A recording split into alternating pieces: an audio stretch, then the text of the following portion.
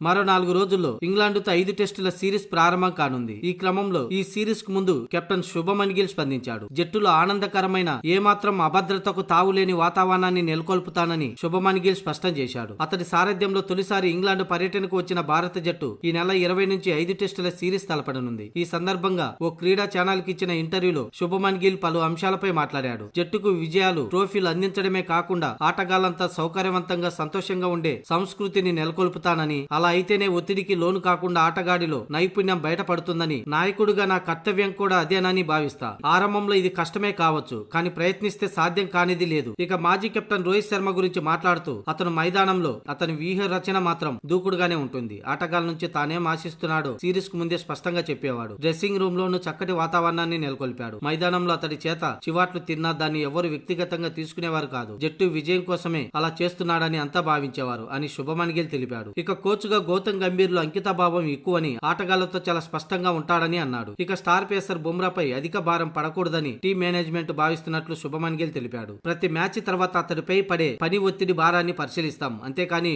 ముందే ఫలానా మ్యాచ్ ఆడతాడనే నిర్ణయాన్ని తీసుకోలేమని శుభమన్ గిల్ అన్నాడు. మరోవైపు ఇంగ్లాండ్ బజ్బాల్ గేమ్ ను ఎదుర్కొనేందుకు తాము ఎలాంటి ప్రణాళికలను రచించుకోలేదని చెప్పాడు. నేను ఎలా ఉండాలనుకుంటున్నానో ముందస్తుగా ఆలోచించడం ఇష్టం ఉండదు. దూకుడుగా ఆడితే అంతే వేగంగా వికెట్లు కోల్పోయే అవకాశం ఉంటుంది. పరిస్థితులకు తగ్గట్టుగా తమ వ్యూహ రచనలు ఉంటాయని శుభమన్ గిల్ పేర్కొన్నాడు.